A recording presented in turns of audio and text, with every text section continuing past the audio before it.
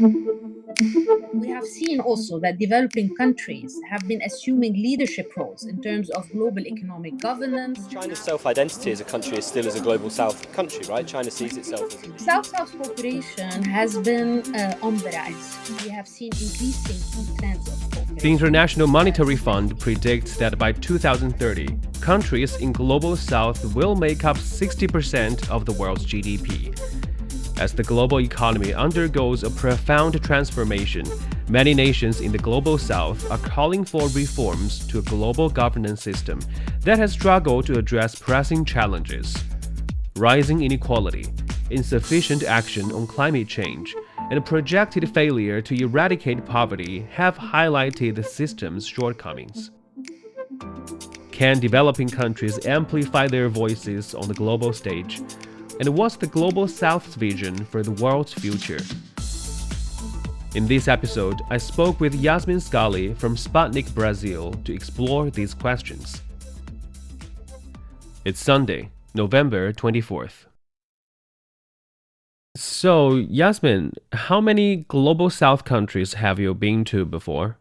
So far, I've been to a fewer than I would like to, because I really like to travel. But I've been to four. I've been to Peru, Bolivia, China, and also I born in Brazil, so I come from one. What are the biggest changes that you have witnessed in these countries over time, let's say the last 10, 20 years? Well, I think I could witness both its positive and negative transformations along the years.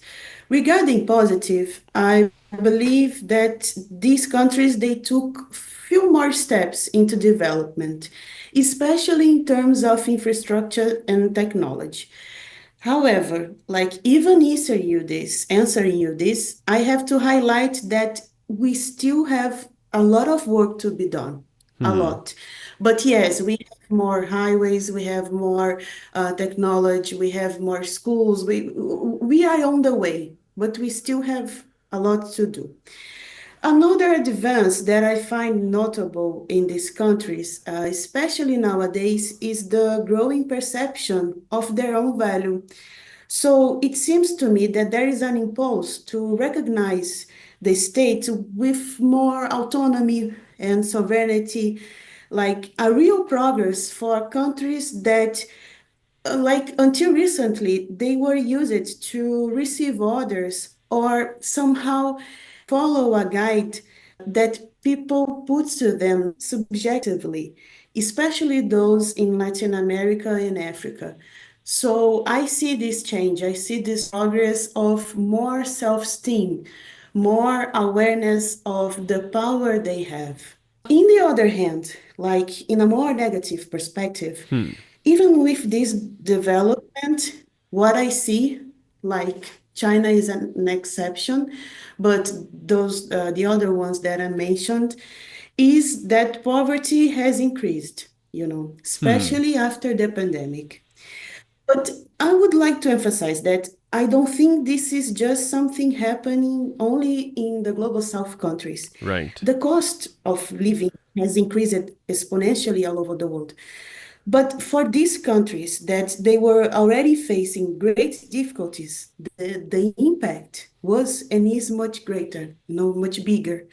So this is something that we have to look close.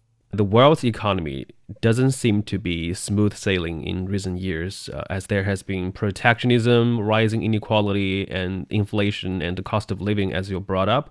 Of course, this is a very complicated issue, but overall speaking, what do you think are the obstacles for the economic development on the global scale? Well, I think we can separate in a recent and a historic context to answer this question. Like, if we look at a recent picture, the world is going through a very complicated period. As I mentioned, we had the pandemic, then the conflict in Ukraine, Israel. There are progressive tensions in the Asian Pacific and international trade. I believe that all these events have a strong impact on the global economy and, in fact, hinder more sustainable and inclusive growth, for sure.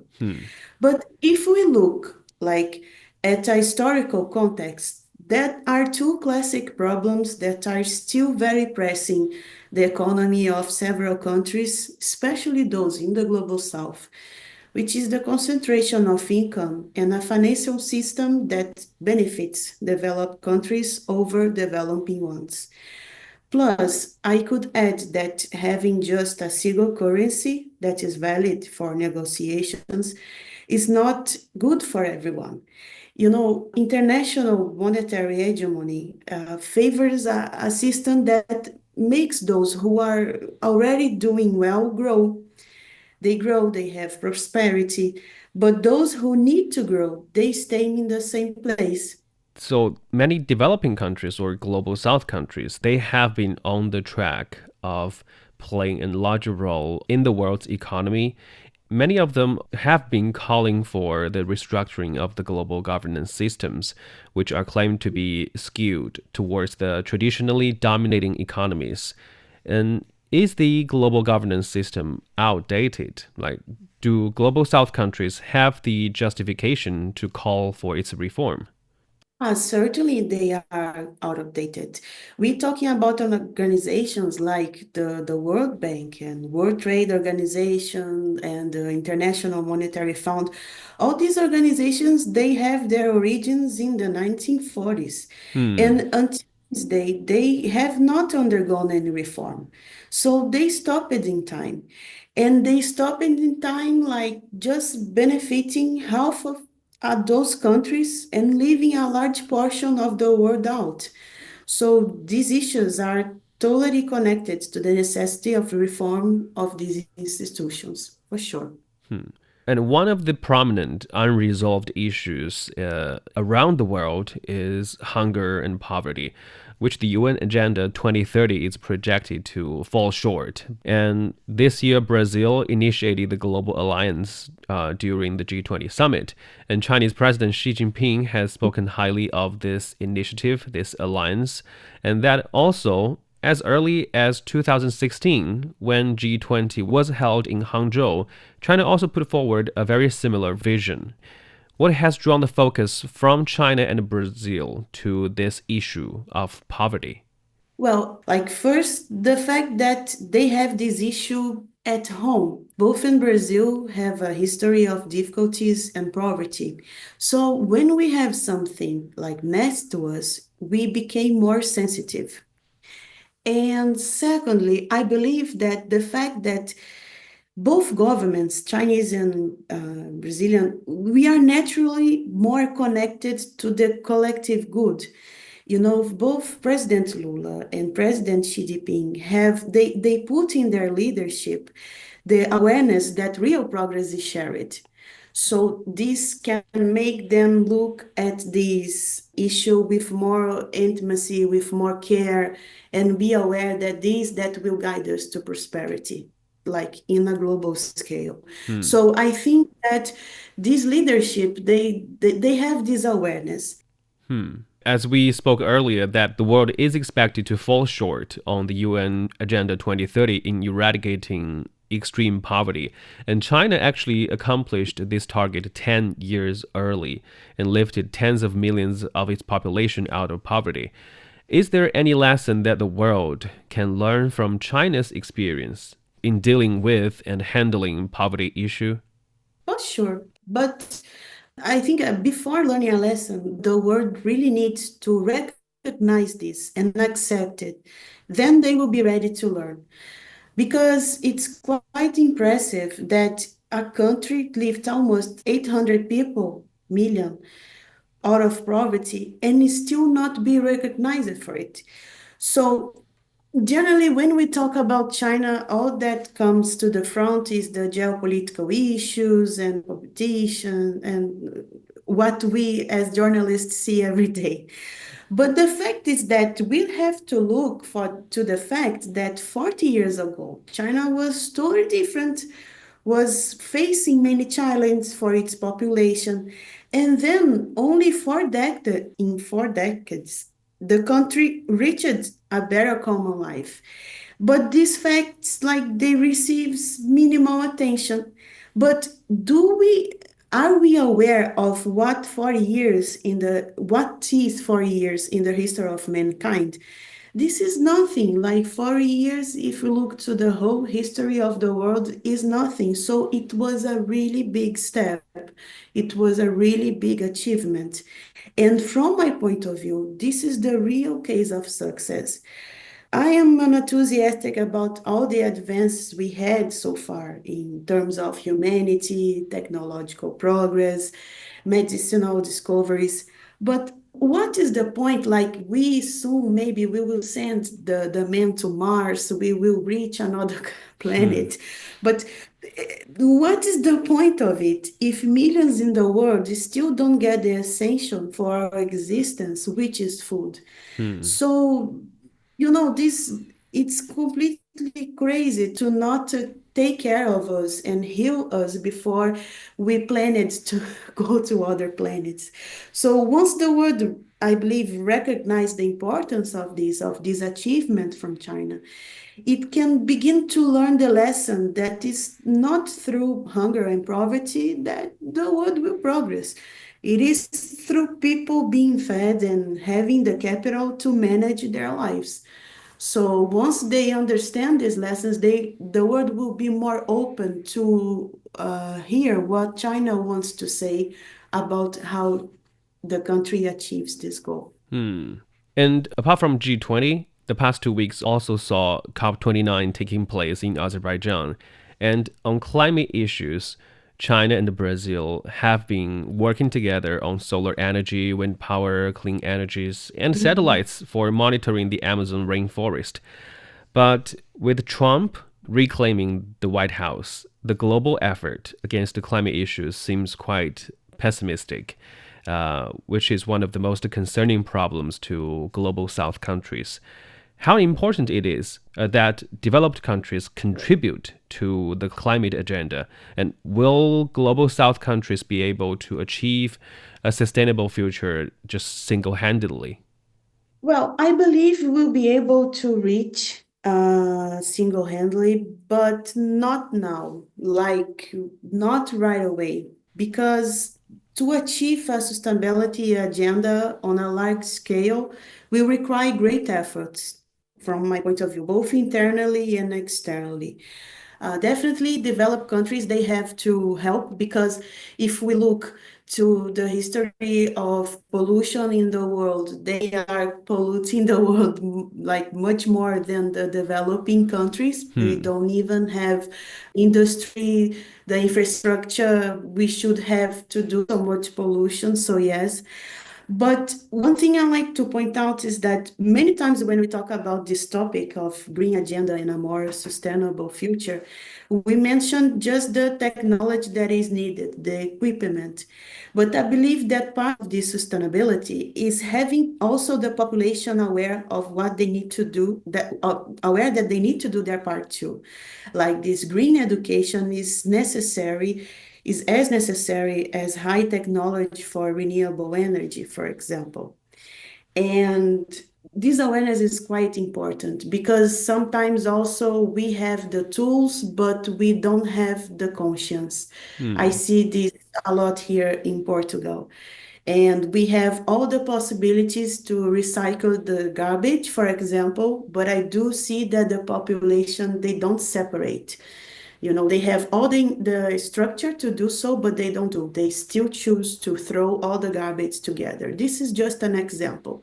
So these developed countries, they should also help to spread the conscience of what is we really need to do regarding taking care of nature.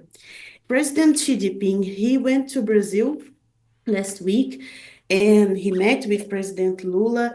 And the gift that Lula gave to him was a bottle of Amazon air water Hmm. that was made with innovative technology and designed to produce drinking water from Amazon rivers. This bottle was especially made for the visit of President Xi Jinping. And as the Minister of Foreign Affairs from Brazil said, it was a symbol of sustainability, respect for nature, and friendship. So I do believe that China and Brazil can play a very nice role regarding this topic. A gift of nature from the Amazon rainforest.